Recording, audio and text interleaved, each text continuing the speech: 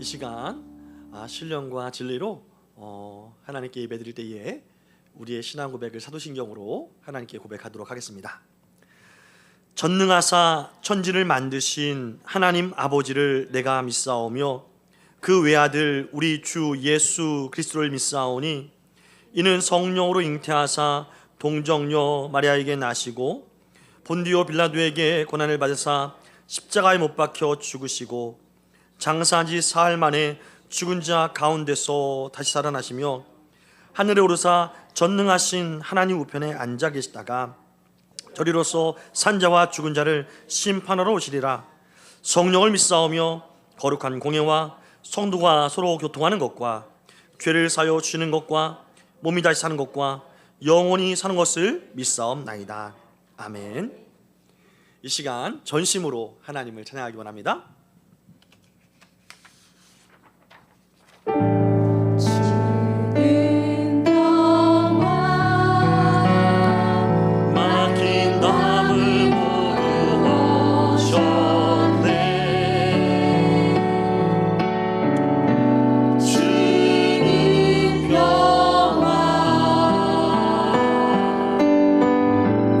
우리의 평화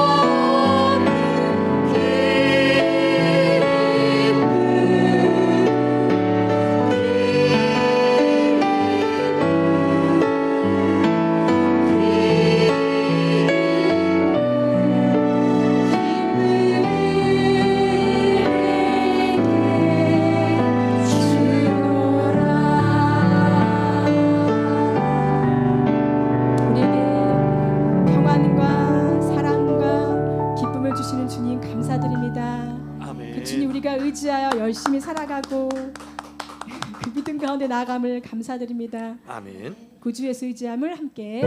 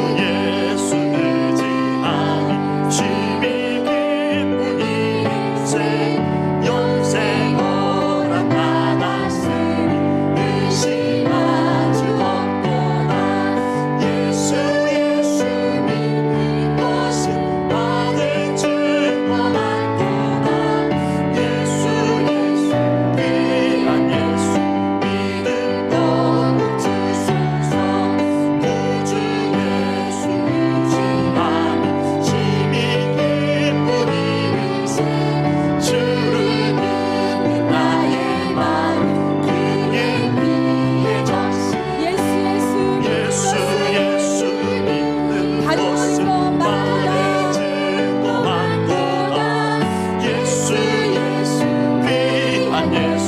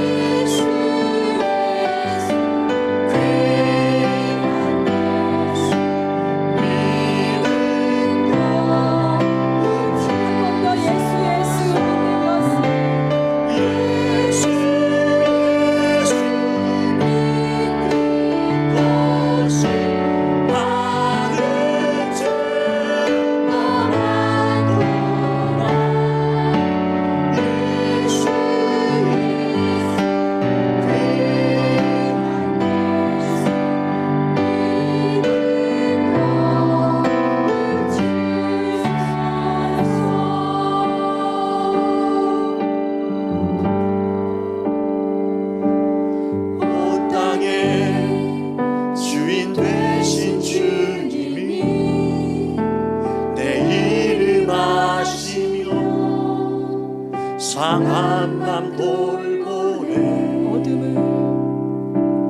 어둠을 밝히시는 새벽별 방황하는 내 맘 주의 길 비시네 나로 인함이 아니 주가 행하신 일로 나의 행함이 아니 오직 주로 인하여 나로 인함이 아니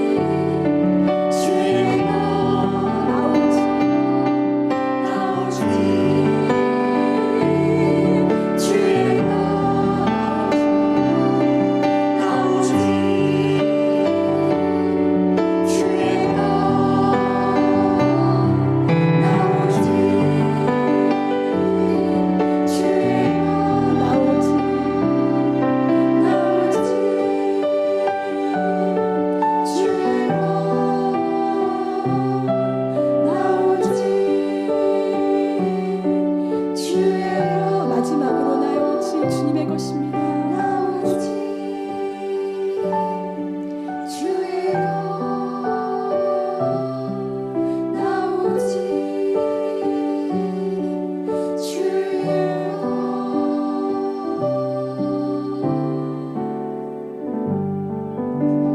주님, 나 오직 주의 것입니다.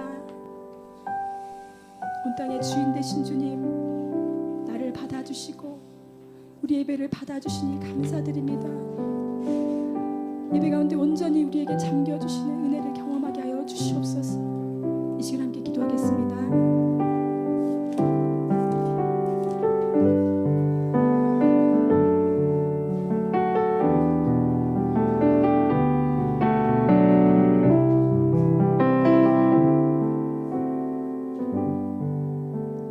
천지를 말씀으로 창조하시고 천지의 법칙을 세우시며 바다의 한계를 정하신 능력과 권세와 기품이 무궁하신 하나님, 작고 작은 자들을 불러주셔서 하나님을 향한 예배의 기쁨을 알게 하시고 세상에 속하지 않은 평안을 맛보아 누리게 하심에 감사드립니다. 아멘. 살아 숨쉬는 모든 순간이 주님의 은혜임을, 감당할 수 없을 것 같은 시련도 아픔도 주님의 은혜였음을 믿습니다. 아멘. 우리의 시간이 아닌 하나님의 시간을 기다리며 간구하는 모든 기도 제목들이 주님의 때에 반드시 이루어질 것을 믿습니다. 아멘. 그러하오니 주님, 우리의 죄성이 주님과의 관계를 멀어지게 하지 않도록 날마다 회개하는 심령을 부어 주옵소서. 아멘. 날마다 주님 손을 놓치고 살아가는 우리를 정죄하지 아니하시고 사랑으로 감싸주시는 주님, 주님의 손을 놓치지 않도록 우리의 손을 꼭 붙잡아 주옵소서. 아멘. 주께서 주신 빛을 마음에 담아두는 자가 아닌 세상의 빛을 발하는 자녀 되어 주께 합당한 자로 여김받고 쓰임받게 하옵소서. 아멘. 주께서 지명하여 부르신 목사님의 입을 통해 나오는 모든 말씀으로 잠자는 영혼들을 깨우쳐 주시옵소서. 아멘. 못 듣는 자가 듣게 되며 눈먼 자가 영적 눈을 뜨며 강팍했던 마음이 풀어지고 녹아지는 은혜의 시간 되게 하옵소서. 아멘. 오직 주님만이 예배의 주인이시오니 성도들의 믿음과 옳은 행실로 주님만 홀로 영광을 취하시옵소서. 아멘. 이제까지 함께 하시며 마지막 호흡도 함께 하실 선하시고 아름다우신 참사랑의 하나님, 예수 그리스도 이름으로 기도드립니다. 아멘.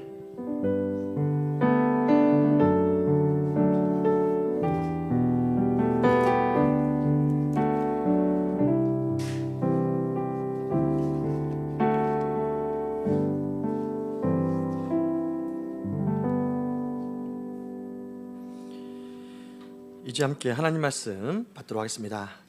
함께 받으실 말씀은 우리가 지난주에 읽었던 말씀들 중에 에베소서 3장 말씀입니다. 에베소서 3장 1절로 13절 말씀을 이 시간 함께 받도록 하겠는데요. 하나님을 경외하는 마음으로 이 시간 자리에서 일어나서 함께 하나님 말씀 받도록 하겠습니다. 함께 받으실 말씀 신약성경 에베소서 3장 1절로 13절 말씀을 저하고 여러분들이 한 절씩 번갈아 교독으로 읽고 마지막 13절 말씀은 함께 읽도록 하겠습니다.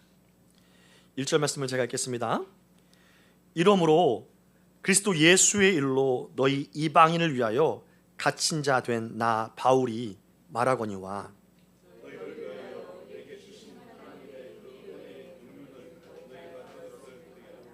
곧 계시로 내게 비밀을 알게 하신 것은 내가 먼저 간단히 기록함과 같으니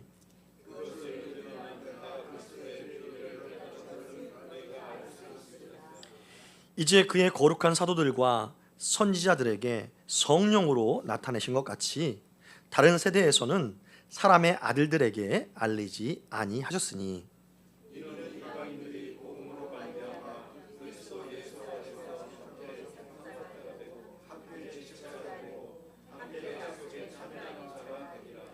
이 복음을 위하여 그의 능력이 역사하시는 대로 내게 주신 하나님의 은혜의 선물을 따라 내가 일꾼이 되었노라.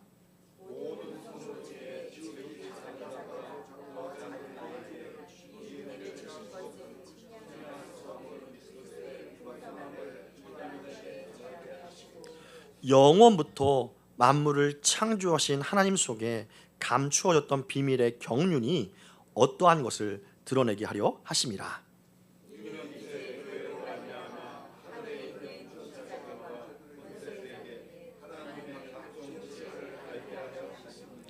곧 영원부터 우리 주 그리스도 예수 안에서 예정하신 뜻대로 하신 것이라.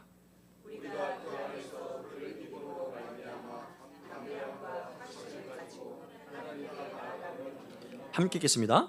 그러므로 너희에게 구하노니 너희를 위한 나의 여러 환난에 대하여 낙심하지 말라. 이는 너희의 영광이니라. 아멘. 잘 앉으시기 바랍니다. 우리에게 주신 하나님의 말씀인 줄 믿습니다. 저는 오늘 본문의 말씀을 가지고 감격할 수밖에 없는 은혜의 경륜, 감격할 수밖에 없는 은혜의 경륜이라는 제목으로 하나님의 은혜를 함께 사모하고자 합니다. 지난 한 주간도 평안하셨습니까? 셀 모임 때마다 또 우리가 가끔 이렇게 만나서 인사할 때마다 잘 지나셨어요? 하면 네. 특별하게 무슨 일이 있었어요? 하면 아무 일도 없었는데요. 이러한 대답이 주로 이릅니다. 그런 대답 가운데 어떤 분들은 아무 일도 없는 것이 은혜지요. 이 일이 많은 세상 가운데 평안하고 그냥 생활하지 않는 그런 것이 은혜가 아니겠습니까? 라고 말합니다. 모든 것이 하나님의 은혜인 줄 믿습니다. 그럼에도 불구하고 하나님은 우리가 순간순간마다 하나님께 정말 그 은혜에 대해서 감격하고 감탄하면서 하나님께 감사의 찬양을 드리는 하나님의 자녀로 살기를 기뻐하시는 줄 믿으시기 바랍니다. 그러고 보면 지난 한 주간 여러분의 가슴을 뛰게 한 하나님의 감격스러운 은혜가 있습니까? 목사님 살아 숨쉬는 것이 감격이지요.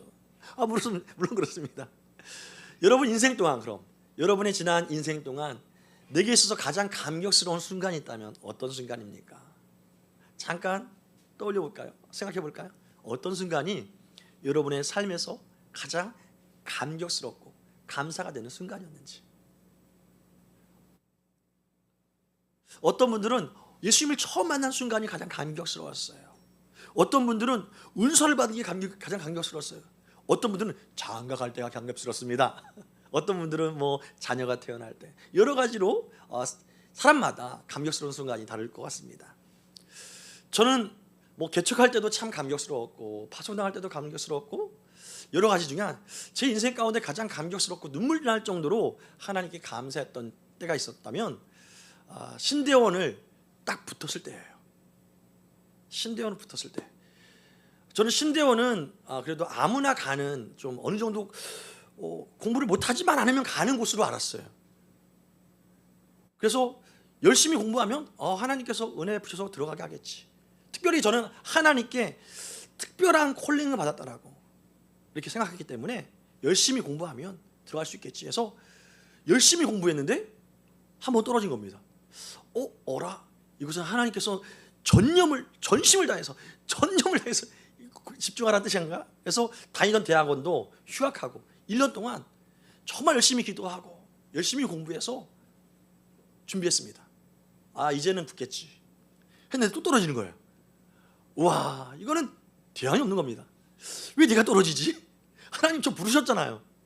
저 확신하잖아요. 그래서 또 기도하면서 삼수를 했는데, 삼수할 때는 재수할 때도 안 됐던 거, 삼수할 때는 이제 다니던 대학원을 다시 복학하고 또 여러 가지 사건 사고들이 되게 많았어요. 그런 와중에 시간이 없는 와중에도 그래도 틈틈이 하루에 1시간, 30분, 많게는 2시간 이렇게 공부하면서 준비했습니다. 그 준비하면서 드는 생각이 한 10수하면 들어가지 않을까 하는 생각으로, 지극장에 다니면서도 공부해야지 하는 생각으로 삼수를 했습니다. 근데 이제 마지막으로 이제 합격자 발표 나올 때 이제 다이얼을 돌리니까 수험 번호가 딱 들리면서 합격입니다는 거예요. 갑자기 눈물이 쭉. 그때 감격이 지금까지도 생생하게 느낄 때입니다. 이 길이 이렇게 아름다운 길이죠. 영광스러운 길이죠. 근데 세상 사람들이 보기에는 화려하지 않고 또 가난한 것을, 또 세상의 부와 어떠한 세상의 것을 마치 이렇게 내려놓는 그러한 길임에도 불구하고 얼마나 감격스러웠는지. 그래서 그때도 찬송을 부를 때에 이 찬송이 제 마음에서 터져나왔고, 그 찬양을 제가 목사 안수 받을 때도 동일하게 목사 안수 받는 예배 때 나오는 것을 보고 하나님이 내 마음 아시는구나 하는 그러한 감격이 젖었던 적이 있습니다. 그 찬양을 해요. 주 예수보다 더 귀한 것은 없네. 이 세상 행복과 바꿀 수 없네. 세상 즐거움 다 버리고 세상 사랑 다 버렸네. 주 예수보다 더 귀한 것은 없네. 예수밖에는 없네. 하나님, 남들이 다 가고 싶어서 정말 열심히 노력하는 뭐 대기업 삼성에 취직 못해도 좋습니다. 저는 전도사로서 충분합니다. 하나님의 사역자로서 정말 충분합니다. 주님 예수밖에 귀한 것이 없는 줄 믿습니다. 이런 고백이 제 마음 가운데서 있었고, 그 고백 가운데 지금 또 한 번도 하나님은 실수하지 않고 저를 붙드시고 지키셨기에 지금까지 온 것을 인하여서 더욱더 하나님께 감사하는 시간을 보내고 있습니다. 사랑하는 성도 여러분, 이러한 감격된 순간을 경험한 사람이라면 인생의 어두운 그림자가 깊이 있을지라도 능히 승리하는 삶을 살게 될 줄 믿습니다. 바로 사도 바울은 그러한 감격에 대해서 오늘 말하는 것이 있지요. 너희는 그 감격이 있느냐? 오늘 말씀을 통해서 우리를 향한 하나님의 그 뜨거운 사랑이 감당할 수 없는 감격으로 하나님께 고백되어지고 찬송되어지는 은혜가 있기를 주의 이름으로 축원합니다. 여러분 지난 한 주간 에베소서 말씀을 잘 읽어오셨죠? 이 에베소서 말씀은 사실 교회론이라는, 하나님께서 교회를 어떻게 만들어 가시기를 원하시는지를 잘 묘사한 책이 바로 서신서가 에베소서입니다. 이 에베소서는 그래서 감격과 감동과 하나님의 충만함이 가득가득 모든 표현마다 들어간 것이 특징이지요. 근데 중요한 것은 뭐냐? 이렇게 감격과 감동을 우리는 언제 받느냐고 생각하면 내 일이 답답했던 것이 뻥 뚫릴 때, 뭔가 형통할 때, 건강이 나을 때, 뭔가 이제 내가 새로워질 때 우리는 너무 좋다, 이런 상황을 고백하지만 오늘 사도 바울이 에베소서를 기록했을 당시 그의 상황은 어땠느냐? 감옥에 갇혀 있었어요. 감옥에 갇혀 있는 상태에서 서신서를 쓴 것이 에베소서인데, 그럼에도 불구하고 그 어떤 사람들보다도 답답하고 또 감옥에 갇히기 전에 얻어 터져가지고 아픈 육신을 가지고 있는 그 상황이 뭐 그리 감격하고 뭐 그리 감사가 많다고 이 에베소서를 기록했는가? 그 부분에 초점을 맞춰서 우리가 오늘 본문의 말씀을 정확하게 들여다보고 하나님의 마음을 안다면 우리는 더 이상 내게 닥쳐진 상황과 환경에 대해서 연연하지 않는, 모든 상황에서 자유함을 얻는 삶을 살게 될 줄 믿으시기 바랍니다. 여러분, 이러한 사도 바울의 감격이 왜 이렇게 우리 가운데 와 닿는 것일까요? 사도 바울이 이렇게 답답한 감옥 생활에서도 이렇게 감격한다라고 표현하고 있을까요? 오늘 본문 말씀 보면 사도 바울의 감격에 대해서 여러 가지 반복된 언어로 나오는 걸 보게 되는데요. 2절 말씀 보면은 하나님의 그 은혜의 경륜이라고 말하고 있고, 3절 말씀 보면 계시로 내게 비밀을 알게 하신 것, 또 4절 말씀 보면 내가 깨닫는 그리스도의 비밀이라고 이렇게 강조하고 있는 것을 보게 됩니다. 사도 바울이 이렇게 감격하는 이유가 뭐냐면 한마디로 말해서 놀라운 비밀을 발견했다는 거예요. 하나님의 놀라운 이 비밀을 내가 알게 되었다는 겁니다. 이 경륜은 사실 사람들에게서 감추어졌었던 거라는 것이죠. 사람들에게서 감추어졌던 것인데 이제 그 경륜을 내가 발견하니까 이 감옥에서도 나는 감격스럽고 즐겁다, 기쁘다라고 고백하는 것입니다. 사도 바울이 이 비밀을 발견해서 감격했다면 지금 우리도 이 비밀을 발견하면 동일한 감격이 생기지 않겠습니까? 할렐루야. 그럼 사도 바울이 발견한 이 감격스러운 이 비밀이 무엇인가? 오늘 12절 말씀으로 이렇게 말합니다. 그를 믿음으로 말미암아 담대함과 확신을 가지고 하나님께 나아감을 얻느니라. 내가 이 비밀을 발견한 다음에 내 삶에서 놀라운 변화가 생겼는데, 그 변화는 뭐냐면 하나님께 나아갈 때마다 사실은 그전에는 어떻게 해요?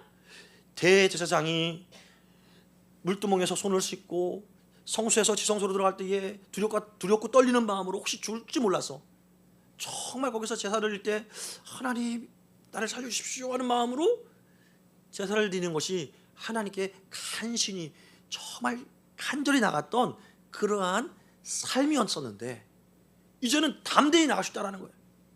마치 여러분 부모님께 찾아갈 때에 막 간절히 조심스럽게 찾아갑니까? 아니면 사랑하는 마음으로 담대히 이렇게 나갑니까? 엄마! 아빠! 이렇게 하면서 담대히 나가잖아요. 사도 바울은 그러한 삶을 내가 얻게 되었다는 거예요. 그 두려우신 하나님, 어마어마하게 무서운 하나님께 내가 담대하게 나갈 수 있게 되었다. 이렇게 담대하게 나갈 수 있게 되는 것이 나한테는 지금 너무나도 놀라운 감격이다 라고 사도 바울은 말하는 겁니다. 어떻게 이렇게 하나님께 담대하게 나갈 수 있을까요?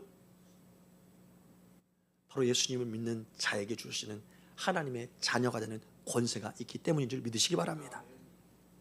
할렐루야. 여러분, 예수님이 그리스도이심을 믿으시죠? 예수님이 여러분의 메시아 되심을 믿으시죠? 그리스도와 메시아는 똑같은 의미를 가진 말이죠. 이것을 해석하면 구원자죠. 예수님이 나의 구원자라는 것을 확신하시죠? 그렇다면 여러분은 하나님의 자녀가 되는 권세가 이미 임한 줄 믿으시기 바랍니다. 권세는 뭐예요? 권세는 사용하지 않으면 권세가 있는지 없는지 알아요, 몰라요? 몰라요. 권세는 사용될 때에 이 권세가 놀랍구나 하는 것을 알게 되는 것이 권세입니다. 근데 여러분, 하나님의 자녀가 되는 권세를 가졌는데 그 권세를 어느 때 사용하는 거예요? 따라붙어 하나님께 나아갈 때 사용합니다.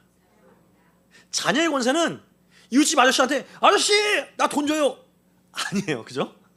자녀의 권세는 아빠 저 용돈 주세요, 엄마 저 용돈 떨어졌어요.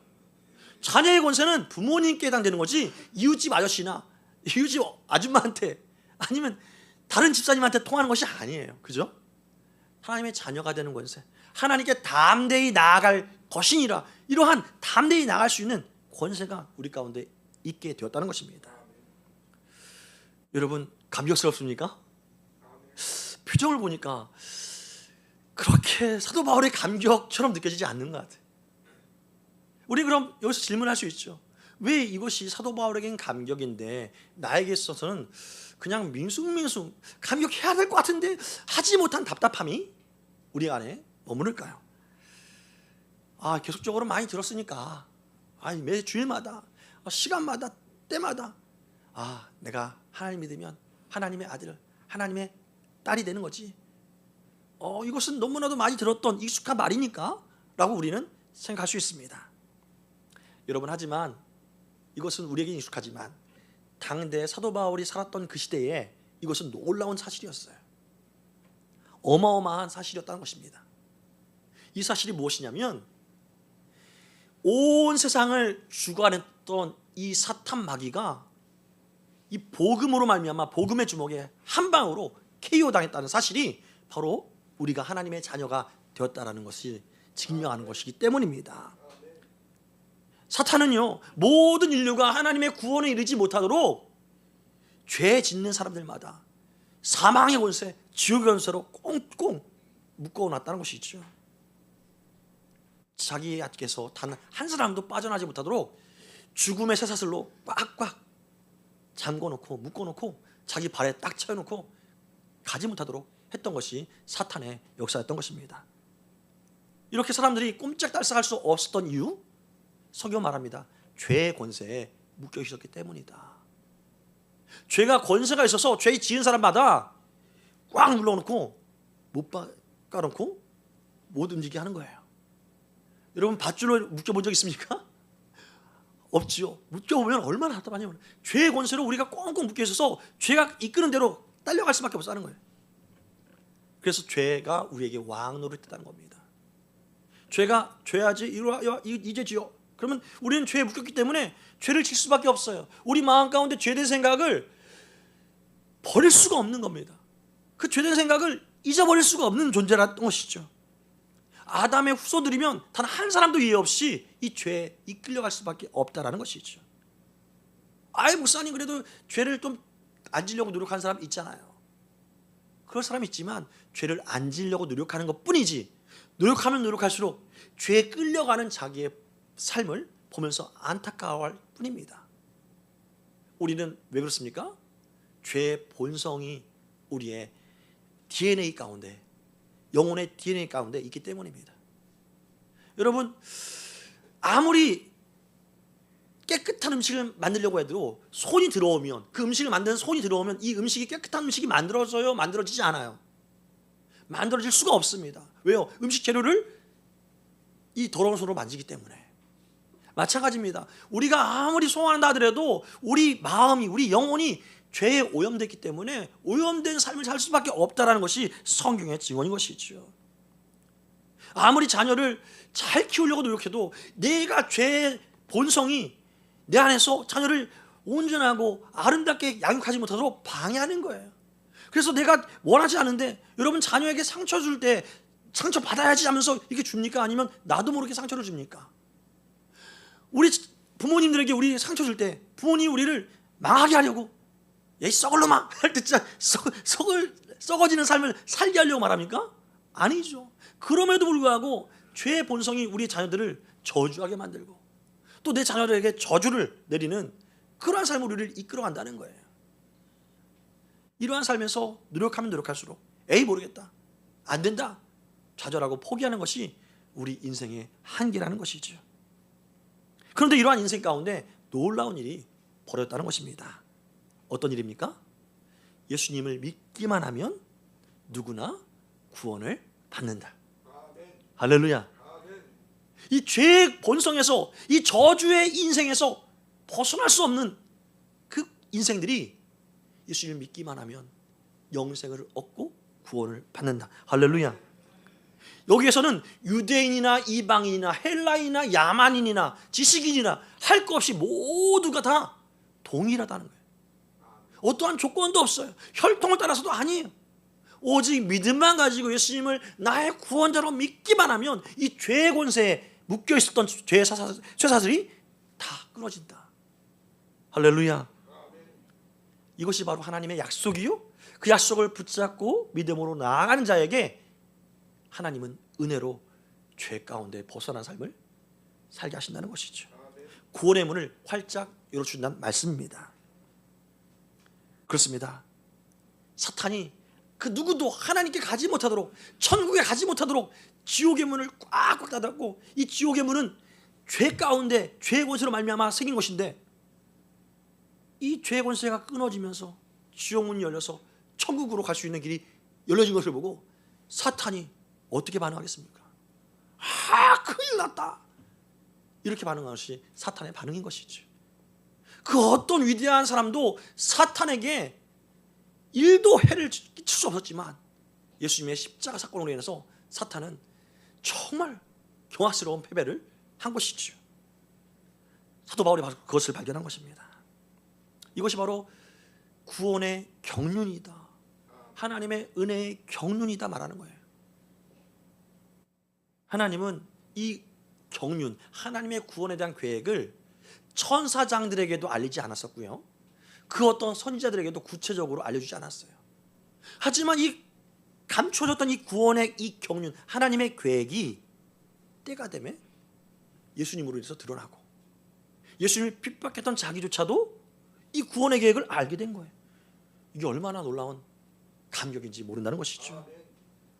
그래서 이방인들에게도 사도 바울은, 이전에는 제일 경멸했던 사람들이 이방인이었어요. 이방인들은 사도 바울을 어떻게 생각했냐면, 사도 바울은 이방인들에 대해서 지옥의 땔감이다라고 생각했던 사람이 사도 바울입니다. 지옥의 불쏘시개가 될 수 있는 것이 이방인들이라고 생각했던 사도 바울이 이방인들을 위한 사도로 그 인생이 변해갔다는 거예요. 그래서 사도 바울은 말한 겁니다. 에베소서 3장 1절 말씀, 오늘 본문 말씀이죠. 이러므로 그리스도 예수의 일로 너희 이방인들을 위하여 갇힌 자 된 나 바울이 말하거니와. 내가 지금 갇혀있지만 나는 예수님의 일로 갇혔기 때문에 너무 기쁘다. 이런 감격을 사도 바울은 말하는 겁니다. 이 복음을 전하는 곳마다 복음의 역사로 말미암아 하나님의 백성들이 늘어난 것 같이 자기를 박해하는 유대인들의 박해도 커져가서 결국 나는 여기 갇혀 있지만 나는 여기에 연연하지 않는다. 내 마음이 녹아지지 않는다. 내 마음 오히려 예수님으로 더 깊이 있게 든든하게 서간다라고 고백하는 것이죠. 그래서 사도 바울은 6절 말씀에 이렇게 말합니다. 이는 이방인들이 복음으로 말미암아 그리스도 예수 안에서 함께 상속자가 되고 함께 지체가 되고 함께 약속에 참여하는 자가 됨이라. 어마어마한 지금 고백을 하는 거예요. 이건 이루 말할 수 없는 고백이에요. 함께 할 수 없는 유대인과 이방인의 이 형태였는데, 삶이었고 또 존재였는데 함께라는 거예요. 함께라는 거예요. 함께 지어자고 함께 한 몸 되고 함께 하나님 나라의 상속자가 되었다는 것이죠. 유대인들도 몰랐고 그 어떤 이방인들도 몰랐습니다. 심지어 이방인들은 이것을 감당할 수 없는, 알 수도 없는, 또 이것을 얻으려고 할 수도 없는 존재였어요. 어떤 분들은 그래서 그래요. 야, 하나님이 이스라엘 하나님이지 우리 하나님인데 그 말도 안 된다. 이것이 이방인들의 모습이었어요. 유대인들에게는요, 하나님께서 아브라함을 선택해서 그 아브라함의 족속으로 아브라함의 아들 이삭, 이삭의 아들 야곱, 야곱으로 말미암아 12지파 돼가지고 하나님의 백성 삼으셨잖아요. 또 그 백성 삼으신 증거로 율법을 쉬고 율법을 가장 이제 핵심만 모아는 십계명을 주셨어요. 두 돌판에 새겨서. 율법과 십계명이 있었어요. 하나님의 언약의 말씀이 있었어요. 하지만 이방인들은 있어요? 아무것도 없어요. 일도 없어요. 그래서 이 어마어마한 이점을 가진 유대인도 하나님을 제대로 모르는데 이 이방인들에게 하나님을 알 수 있고 하나님을 더 친밀하게 나갈 수 있는 하나님의 자녀가 되는 권세가 동일하게 임했다. 말이 됩니까? 말이 안 되는 거예요.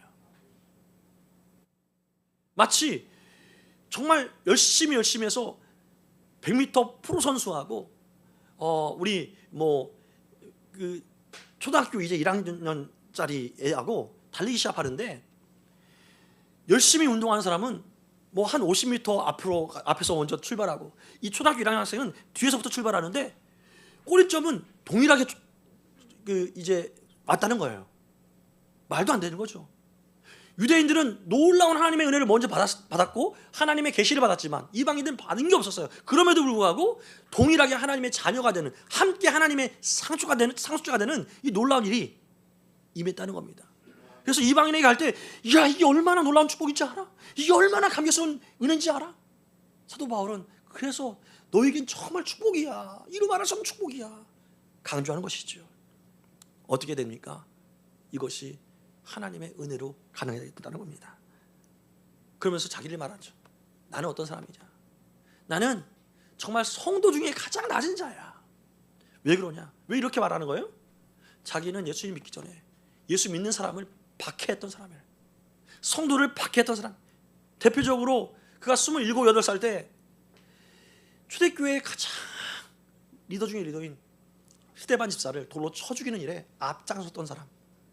그래서 스데반 집사의 그 겉옷을 벗겨서 이 사도 바울 밑에 사람들이 났잖아요. 그것은 뭐예요? 이 사람이 앞장선 리더라는 거예요. 그러한 사람을 하나님께서 나 같은, 너희보다 나 같은 이 정말 죽어마땅한 죄인도 하나님께서 살리셨다. 구원의 길을 열어주셨다. 하나님의 제자가 되게 하셨다. 이것이 사도 바울에겐 이루 말할 수 없는 감격이라는 것입니다. 그래서 그의 인생은 180도 변하게 된 것이죠. 여러분, 예수님을 믿기만 하면 우리는 다 변화된 인생이 된 줄 믿으시기 바랍니다. 어떻게 변화되었습니까? 죄의 종, 사망의 종, 저주의 자녀에서 의의 백성이 되었습니다. 하나님의 자녀가 되었습니다. 이것은 나의 노력이나 나의 과거의 어떠한 좋은 일로 인하여서 내가 열심히 행한 나의 능력이나 나의 지식으로 말미암은 것이 아니라 하나님께서 이미 예비하시고 다 완성하신 것이 우리에게 믿음으로 받기만 하면 주어지는 놀라운 축복이라는 것이죠. 이것이 바로 십자가의 복음의 능력이요 하나님의 은혜의 선물이라는 것입니다. 그래서 사도 바울은 이에 대해서 감격하는 마음으로 7절부터 9절 말씀으로 이렇게 말합니다. 이 복음을 위하여 그의 능력이 역사하신 대로 내게 주신 하나님의 은혜의 선물을 따라 내가 일꾼이 되었노라. 모든 성도 중에 지극히 작은 자보다 더 작은 나에게 이 은혜를 주신 것은 측량할 수 없는 그리스도의 풍성함을 이방인에게 전하게 하시고 영원부터 만물을 창조하신 하나님 속에 감추어졌던 비밀의 경륜이 어떠한 것을 드러내게 하려 하심이라. 이 어마어마한 것, 이것을 내가 너희에게 주라는 게 이게 그냥 가벼운 게 아니라는 겁니다.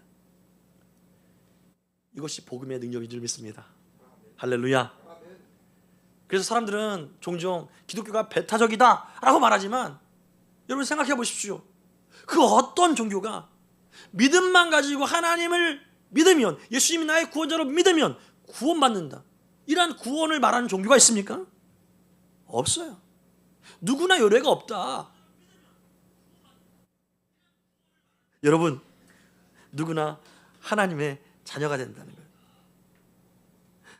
어떤 종교가 모든 사람에게 구원을 주겠습니까? 우리 기독교를 제외하고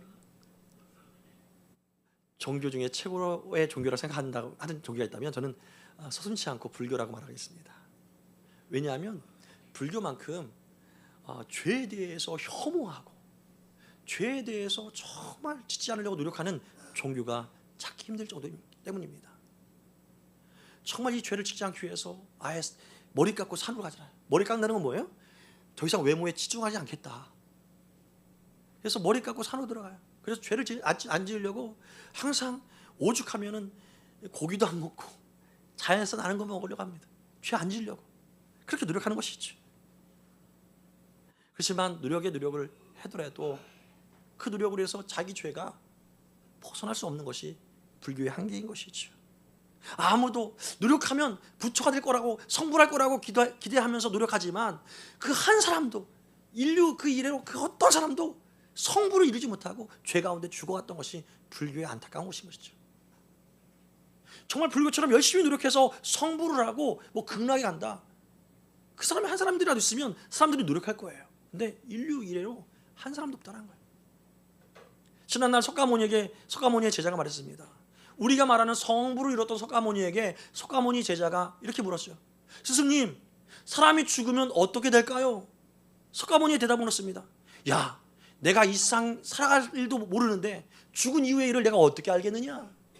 한마디로 석가모니도 죽음에 대해서 초월하지 못했다는 것이죠. 여전히 그도 죄 가운데 죽어갈 수밖에 없는 인생이라는 것입니다. 성불하지 못했다라는 것이죠. 구원받지 못했다. 이것은 성경에 이른 대로 그대로 이루어진 것입니다. 성경은 어떻게 말합니까? 로마서 3장 23절, 모든 사람이 죄를 범하였음에 하나님의 영광에 이르지 못하더니, 그 어떤 사람도 얼만큼 노력을 하든 그 여하에 따라 다른 것이 아니라 그 어떤 사람도 하나님의 영광, 하나님의 기준에 이르지 못했다라고 말입니다. 이러한 인생을 하나님은 불쌍히 여긴 것이죠. 긍휼히 여긴 것입니다. 그래서 하나님이 친히 구원의 길을, 지옥의 문을 열고 구원의 문을 열어놓으신 것이죠.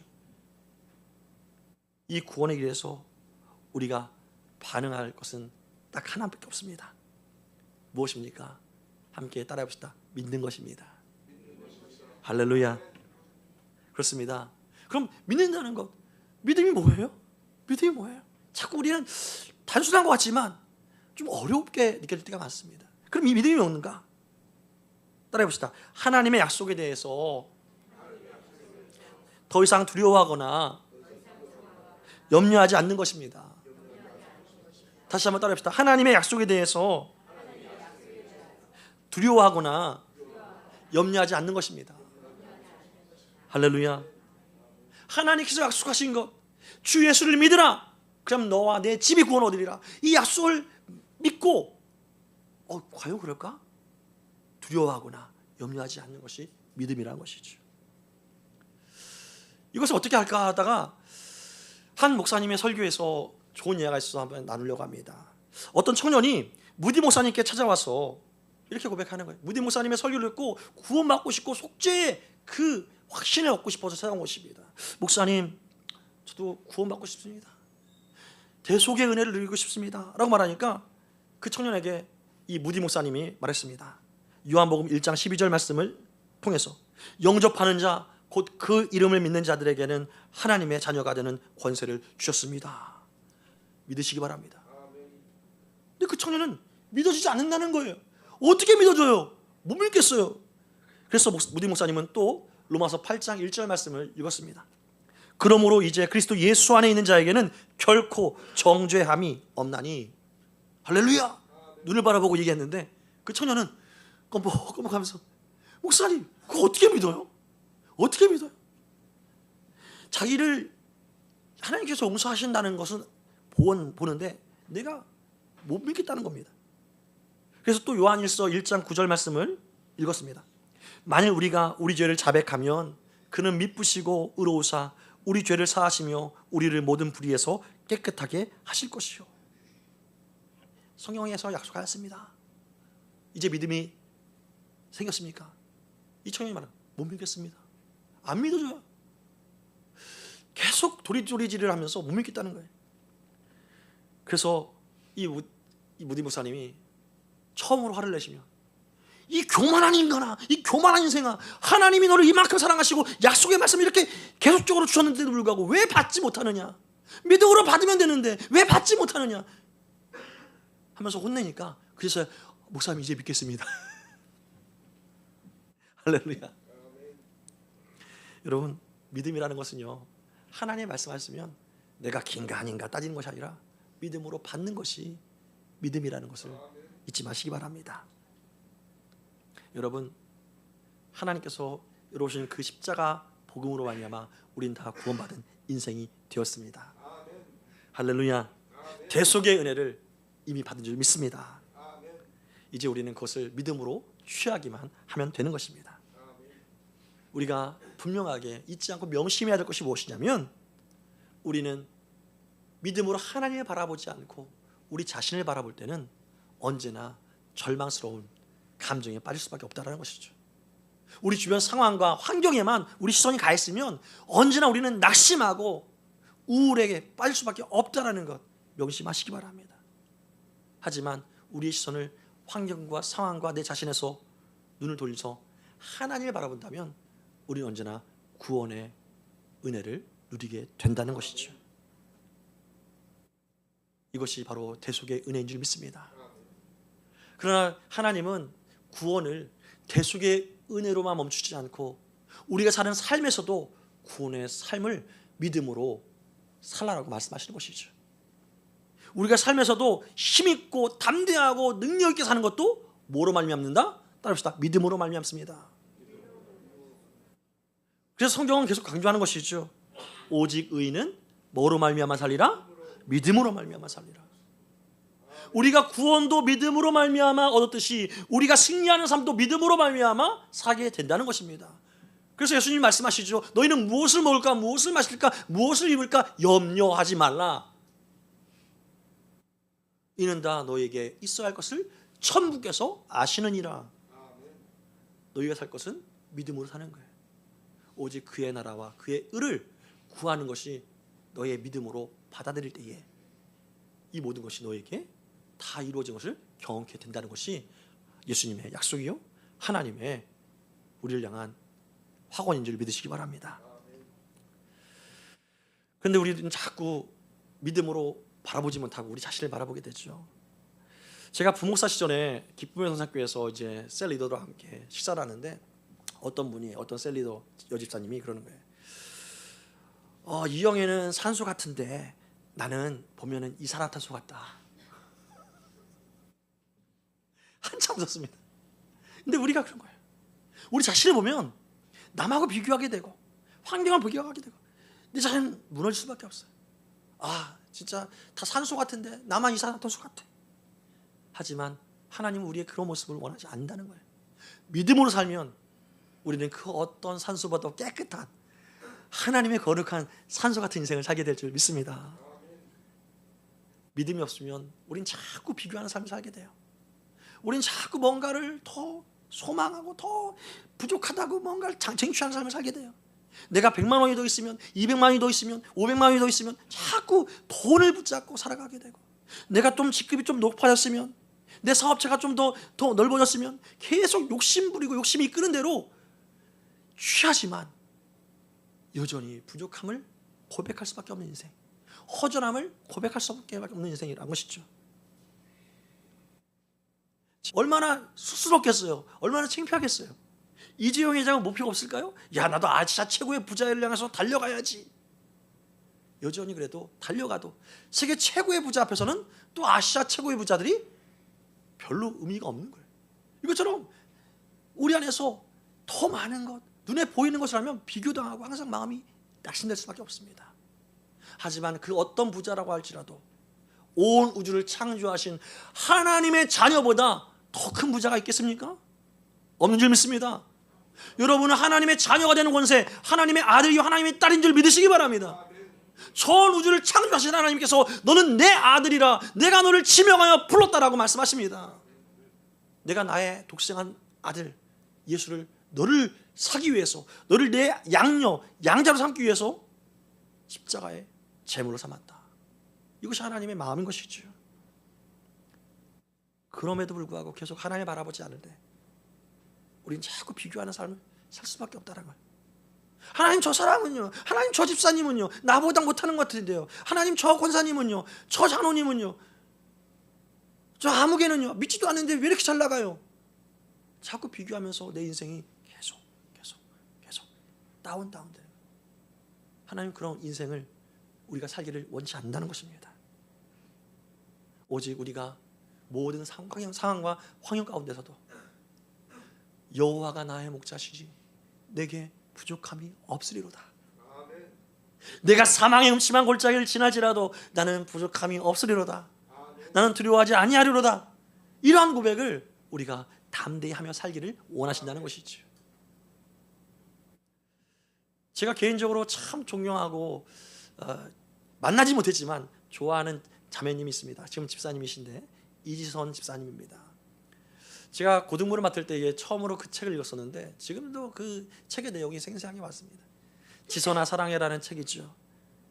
원치 않은 교통사고로 인해서 그 예뻤던 얼굴이 또 온몸이 다 망가지고 죽음에 걸치는 수술을 여러 차례 해서 죽음으로부터 나왔지만 그 얼굴의 모습은 이전 모습을 전혀 찾아볼 수 없는, 사람들이 보기 싫어하는 마치 괴물로 보여지는 그러한 얼굴을 하고 하나님 나에게 왜 이런 일이, 햇빛을 쐬면은 온몸이 따가워가지고 셀 수 없어서 항상 모자를 쓰고 다니고 우산을 쓰고 다닐 수밖에 없는, 하나님을 잘 믿었고 장차 복지사로서 잘 하나님을 위해서 헌신하고자 하는 마음이 있었지만 왜 이렇게 불의의 사고를 당해서 이런가, 이러한 원망이 많았지만 지선자매가 다시금 하나님의 은혜를 깨닫고 보니까 야, 내가 살아있는 것이 하나님의 은혜구나, 하나님의 사랑이 너무나도 크구나, 이걸 알게 돼서 처음으로 이제 거울을 볼 때에 그 은혜를 깨닫기 전에는 거울 보는 게 제일 싫었대요.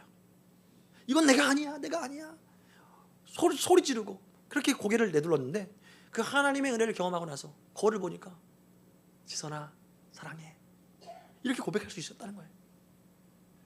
그러한 하나님의 은혜의 감격이 있은 후에 이 자매님은요 미국으로 또 가서 박사학위를 밟아서 지금은 많은 사람들에게 하나님 살아계시고 하나님 당신 살아가신다고, 당신을 통해서도 놀라운 하나님의 계획이 있다라고 증거하는 그러한 삶을 살고 있다는 것입니다. 여러분, 우리가 뭔가가 부족해서 하나님 원망하는 인생으로 살면 안 될 줄 믿습니다. 하나님은 이 모든 과정을 우리를 더욱더 성장시키기 위한 하나님의 훈련 장소이라는 것을 우리가 알게 되기를 원하는 것이죠. 나의 길 오직 주가 아시나니 그가 단련하신 후에 내가 정금과 같이 나아오리라. 이러한 고백을 하나님은 우리가 다 하기를 원하시는 줄 믿습니다. 말씀의 결론을 맺도록 하겠습니다.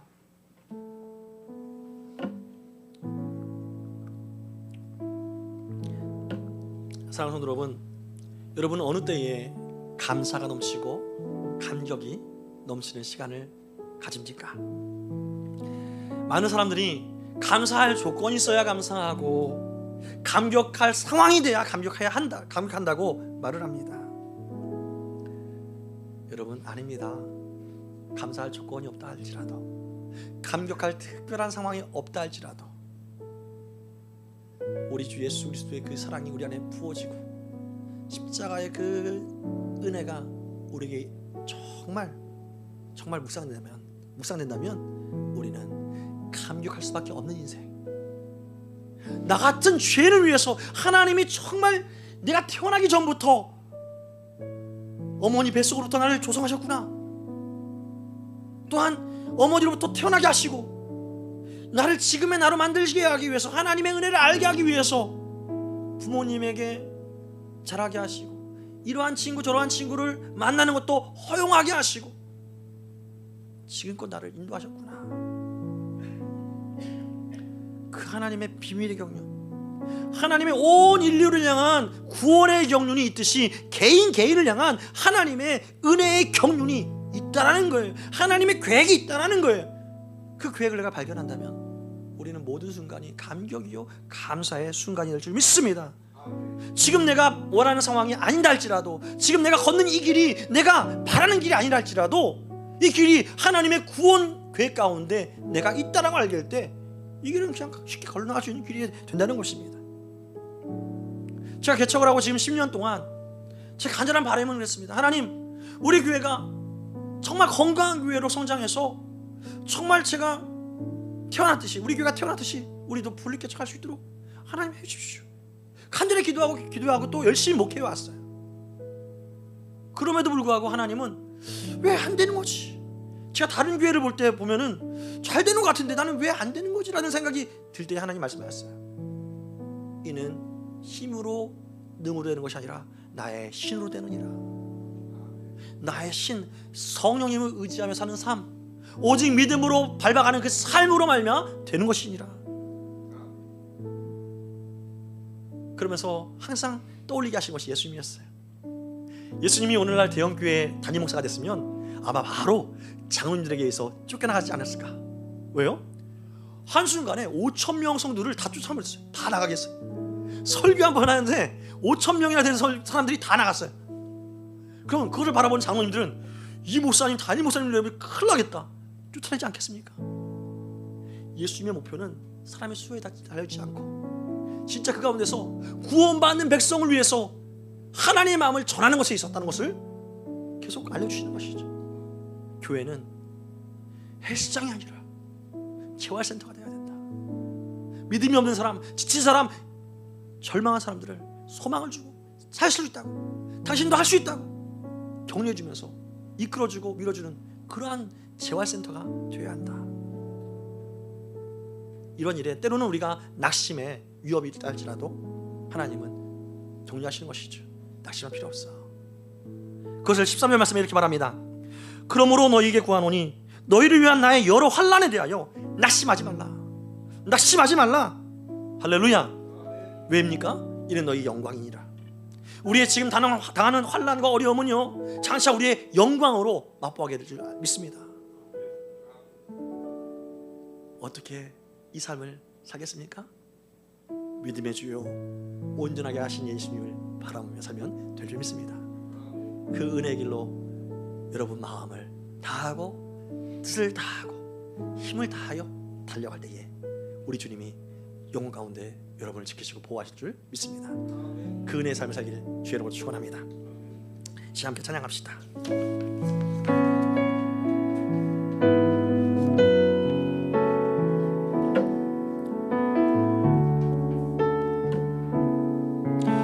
우리 보좌 앞에 모였네. 우리 보좌 앞에 모였네. 함께 주를 찬양하며 함께 주를 찬양하 하나님의 사랑 하나님의 사랑 그 아들 주셨네. 그의 피로 우린 구원받았네. 십자가에서 쏟으신 그 사랑, 강같이 온 땅에 흘러, 강같이 온 땅에 흘러 각 나라와 족속, 각 나라와 족속 백성 방언에서 구원받고 주 경배드리네. 구원하시니 보좌에 앉으신 우리 하나님 어린 양께 있도다. 구원하시니 보좌에 앉으신 우리 하나님과 어린 양께. 다시 한번 고백합시다. 우리 하나님 보좌 앞에 모였습니다. 우리 보좌 앞에 모여 함께 주님을 찬양하며, 함께 주를 찬양하며, 하나님의 사랑, 하나님의 사랑 그 아들 주셨네. 그의 피로 우리 구원받아. 십자가에서 쏟으신, 십자가에서 쏟으신 그 사랑 강같이 온 땅에 흘러. 아멘. 각 나라와 족속 백성 방언에서 구원받고 주 경배드리네. 아멘. 구원하시니 보좌에 앉으신 우리 하나님과 어린 양께 구원하시니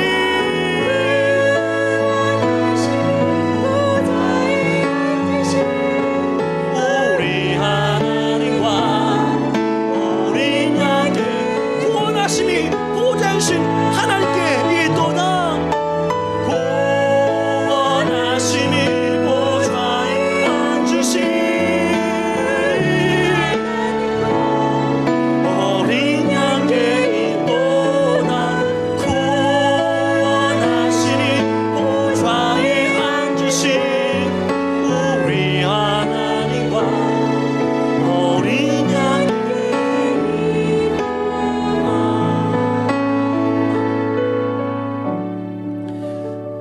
이 시간 함께 기도합시다. 사랑하는 성도 여러분, 무엇이 여러분을 답답해하게 합니까? 무엇이 여러분을 정말 힘들게 합니까? 하나님의 사랑이 부족해서도 아니요, 하나님의 은혜가 적어서도 아닙니다. 우리의 믿음의 눈을 하나님께 두지 못함으로 말미암아, 우리의 마음을 열지 못함으로 말미암아 생긴 우리의 상황입니다. 하나님, 골리앗 앞에 선 다윗처럼 이 시간 믿음의 눈을 열어 하나님을 보기 원합니다. 나를 위해서 대속한 제물로 삼으신 예수 그리스도의 그 은혜를 내가 집중하기 원합니다. 하나님의 사랑은 이미 확진되었다는 것을 내 마음이 온전하게 공감되어지고 확신되어지기를 원합니다. 하나님의 사랑으로 나를 붙들어 달라고 다 주의 이름 부르고 기도하기 원합니다. 주여, 주님 감사합니다. 그 사랑과 은혜와 그 구일하심이 이 시간도 말씀을 통하여 우리 가운데 들려주시니 감사합니다. 우리가 감사할 조건과 또한 감격할 시간과 감격할 환경을 통해서만 하나님께 나아갔던 우리의 무지함과 우리의 믿음 없음을 이 시간 우리가 알게 하시고, 그 하나님의 은혜의 보좌 앞에 다시 우리 마음을 쏟게 하시사 하나님의 은혜의 경륜, 그 구원의 경륜, 그 충만한 하나님의 사랑의 경륜을 이 시간 알게 하시니 감사합니다. 그 하나님께 우리가 집중할 때마다 우리가 이제 마음에 근심이 없고 두려움 없고 염려가 없고 진실한 평강과 진정한 자유함의 인생으로 살기는 그 놀라운 구원의 길에 우리가 서게 되는 것을 이 시간 온전히 우리 마음으로 믿게 하시고 보호하시고 그 삶으로 이제는 감격과 감사의 찬양을 하는 우리의 삶으로 될 수 있도록 성령이여 역사하여 주옵소서. 우리가 할 수 있는 모든 것들에 대해서 우리가 안타까워하는 것이 아니고 우리가 더 이상 어떤 것들을 노력하는 것이 아니라 오직 하나님께서 주어진 바 그 은혜의 그 길 가운데 우리가 주와 함께 걸어가며 동행하는 것으로 모든 것이 합력하여 선을 이루는 결과로 나타난다는 것을 우리가 믿음으로 말미암아 믿음의 발걸음을 잊지 않은 우리의 삶이 되도록 축복하여 주시옵소서. 성령이여 역사하여 주시옵소서. 오 하나님 감사합니다. 그 은혜 그 사랑에 감사합니다. 오 레스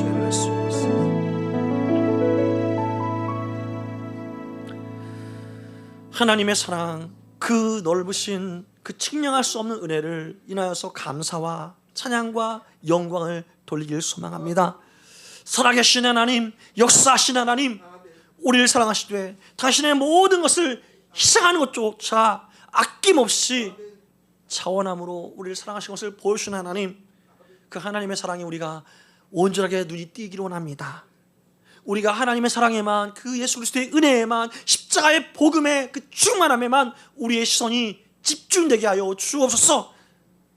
그러지 아니할 때에 우리가 경험했던 답답한 상황, 답답한 환경으로 인한 우울함들을 떨칠 수 없고 두려움들을 우리가 물리칠 수 없사오니 성령이여 모든 상황과 환경 가운데 우리를 보호하시고 우리를 지키실 그 하나님께 우리의 믿음의 시선이 집중되게 하여 주옵소서.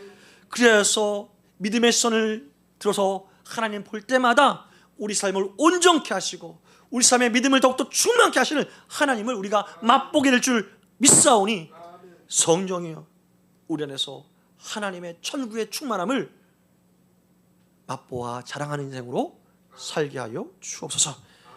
그래서 세상 사람들에게 너희는 하나님의 선하심을 맛보아 알라라고, 그에게 피하는 자마다 복을 받게 될 것이라고 자랑하며 사는 우리 모두가 되게 하여 주옵소서. 이 시간도 우리를 충만케 하실 하나님 감사드리며 찬양드리며 우리 구주 예수 그리스도 이름으로 간절히 기도 올리옵나이다. 아멘.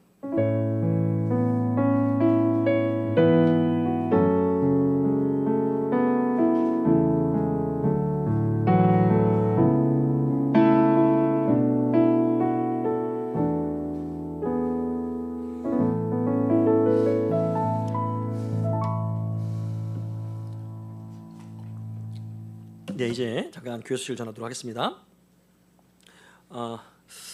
주보 오면을 참조하시면 되겠습니다. 사순절 이제 오늘 5번째 주일이죠. 은혜 가운데 잘 준비하시면 좋겠고요. 주님의 그 은혜의 발걸음들을 한 주간도 잘 묵상하면서 기쁨 안에서 소망 가운데 생활하시기 바랍니다. 특별히 이제 2024년 고난주간 특별새벽기도회가 이제 있을 예정입니다. 다음 주 월요일부터 시작되는 거죠. 돌아온 월요일이 아니라 다음 주 25일부터 29일까지 있으니까요. 미리 스케줄 준비와 마음의 은혜 받을 준비를 하시면 감사하겠습니다. 그리고 돌아오는 화요일까지 선보동 중흥 S클래스 더 퍼스트 아파트 입주전도가 이어집니다. 그래서 철거되는 모든 순간까지 잘 하나님께서 지켜달라고 위해서 기도해 주시면 감사하겠습니다. 그리고 양육 단계 안내입니다. 양육 1, 3단계를 제가 17일부터 하려고 했었는데 한 주 미뤄서 24일 다음 주부터 이제 하겠습니다. 그래서 5주간 실시하고 내적 지수 수양회 19, 20일 있습니다. 기도하는 마음으로 하나님 열어주십시오 하면 열리게 될 줄 믿고 준비하시면 감사하겠습니다. 기도 제목 보시고 계속적으로 기도해 주시고, 이번 주 사랑의 동산 말씀 읽기 캠페인은요, 에베소서 6장 읽어오시고 빌립보서 1장, 2장, 3장, 4장, 골로새서 1장, 2장까지 읽어오시면 되겠습니다. 다음 주에는 이 말씀 중에 우리 교회에게 필요한 하나님의 말씀이 감동 주시는 대로 준비해서 설교를 준비하도록 하겠습니다. 이번 주 암송할 말씀 보겠습니다. 먼저 지난주 말씀 암송한 걸 믿고 우리 함께 읽어보는 시간 갖도록 하겠습니다. 지난주 말씀 한번 읽어볼까요? 시작. 너희는 너희가 하나님의 성전인 것과 하나님의 성령이 너희 안에 계시는 것을 알지 못하느냐. 아멘. 이번 주 말씀은요, 우리 김유열 집사님께서 받으신 말씀인데 요한일서 4장 12절 말씀입니다. 함께 읽어보도록 하겠습니다. 시작. 어느 때나 하나님을 본 사람이 없을 때 만일 우리가 서로 사랑하면 하나님이 우리 안에 거하시고 그의 사랑이 우리 안에 온전히 이루어지느니라. 아멘. 하나님의 사랑을 어떻게 경험한다고요? 여러분 옆에 보십시다. 당신을 사랑합니다. 저만 보지 마시고요. 서로 바라보시면서, 저는 충분히 사랑받았으니까 서로 바라보면서 당신을 사랑합니다. 서로 사랑하면 하나님의 사랑이 보이는 줄 믿습니다. 네, 여기까지 교회 소식이었습니다. 이제 준비한 예물을 드리는 시간 갖도록 하겠습니다. 나의 모습 나의 소유.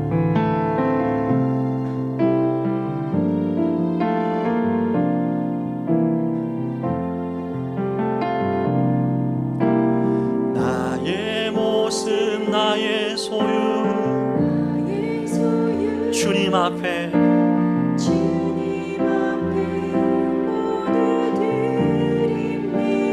모든 아픔 모든 기쁨 내 모든 눈물 받아주소서. 나의 생명을 드리니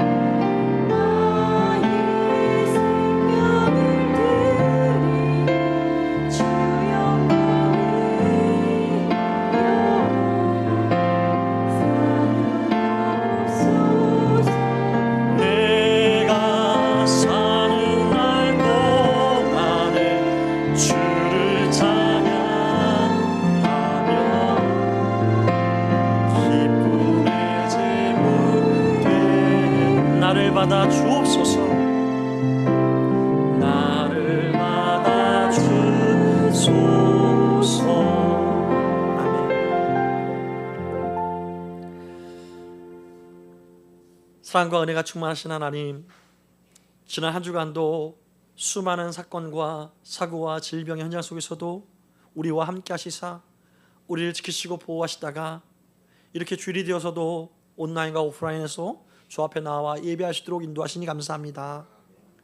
이 시간 우리가 주 앞에 예배드릴 때에 우리의 마음을 구별하고 우리의 생각과 우리의 시간을 구별하고 우리의 물질을 구별하여 주 앞에 드리오니 우리의 모든 헌신들을 통하여서 성삼위일체 하나님만이 영광 홀로 받아 주옵소서.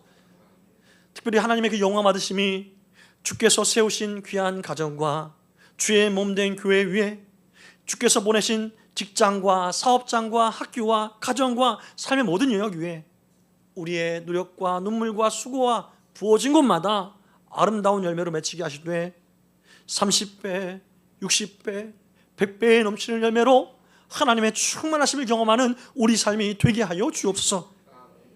특별히 그 하나님의 충만하심을 우리만 누리는 것이 아니라 우리 삶에서 만나게 하시고 붙여주신 사람들과 더불어 살아갈 때에 우리 마음이 감동될 때마다 우리의 것을 나누게 하시되 그 나누는 것이 비록 적고 작은 것으로 여겨질지라도 결단코 적고 작은 것으로 끝나지 아니하고 주님 손에 붙잡힌 바 된 오병이어 기적처럼 칠병이어의 표적처럼 나타나 하나님의 부유하심과 충만하심을 자랑하며 간증하는 우리 삶이 되게 하여 주옵소서. 이 시간도 함께 하실 주님, 함께 하신 하나님을 찬양하며 우리의 소망이시요 생명이시요 능력이신 우리 주 예수 그리스도 이름으로 간절히 기도 올리옵나이다. 아멘. 함께 일어나면서 인사합시다. 당신은 이미 기적의 모델, 축복의 모델입니다.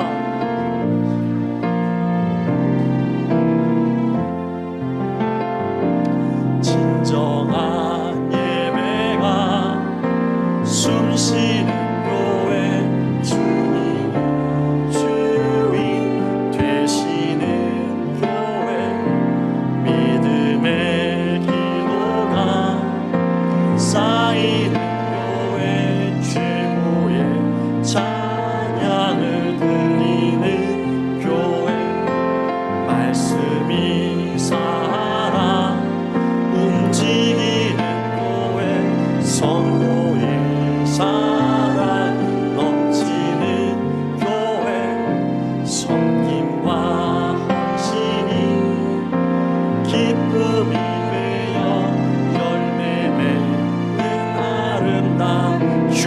마음 닮아서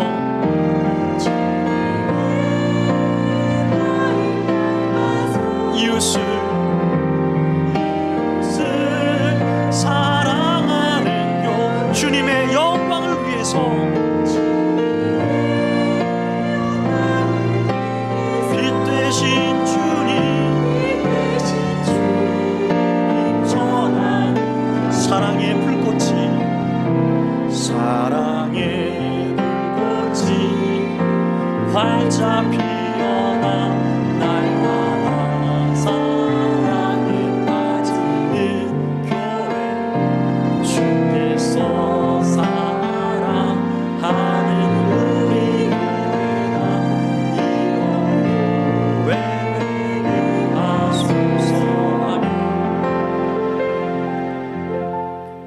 이제는 우리 주님 예수 그리스도의 영원하시고 한량없는 은혜와 하나님 아버지의 극진하신 사랑하심과 성령 하나님의 감화감동, 역사, 위로 교통 충만 함께 하심이 오직 우리를 사랑하시는 하나님의 그 사랑과 우리 안에서 지금도 그 사랑이 믿어지게 하시고 영원토록 하나님의 자녀로서 승리의 삶을 살게 하시는 성령 하나님의 충만함을 믿고 믿음으로 살기를 소망하는 모든 성도들의 마음과 생각과 삶의 모든 영역 위에 앞날 위에 이제로부터 영원토록 함께 계실지어다.